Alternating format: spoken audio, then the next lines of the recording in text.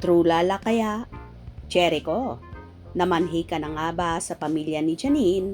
Kaya todo bonding?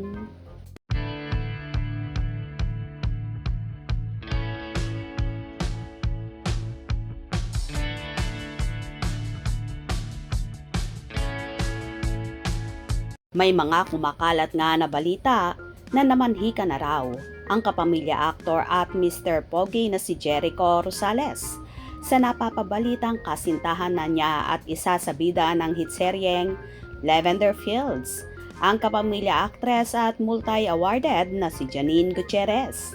Marami na kasi ang kumalat na mga larawan kung saan panay na panay ang pakikipagbanding ni Echo sa pamilya ni Janine.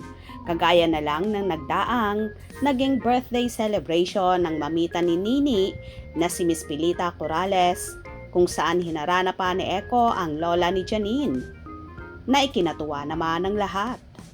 Then, nagkaroon ng grand launching ang single ng kapatid ni Nini na si Diego Gutierrez para sa album na Huling Sayaw.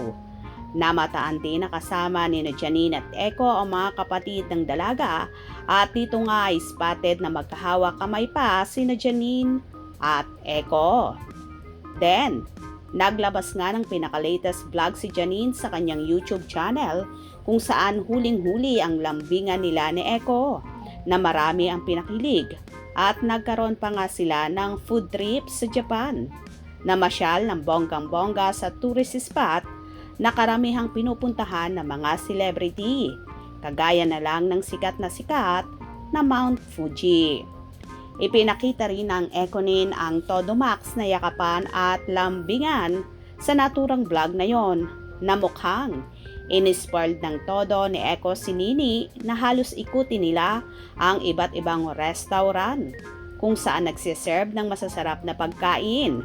Enjoy na enjoy naman si Nini kung saan may paglundag pa ito sa saya at sa busog na halos lahat ng pagkain ay tinikman nila.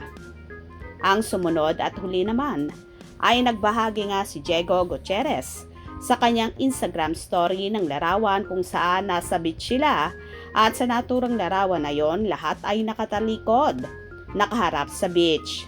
Makikita si Jessica, Janine, Jericho, Monching at Max na sama-sama sa beach at ang kumukuha naman ng larawan ay si Diego.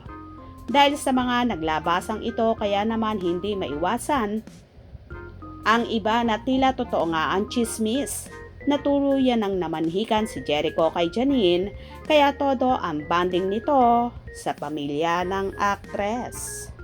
Well, kung sakali mang totoo ito, abay for sure maraming Econin fandom ang matutuwa at magbubunyi dahil matagal na nila itong inaasam-asam kung saan inuurot at pinipilit na nga nila si Echo na pakasalan at wag nang papakawalan pa si Janine.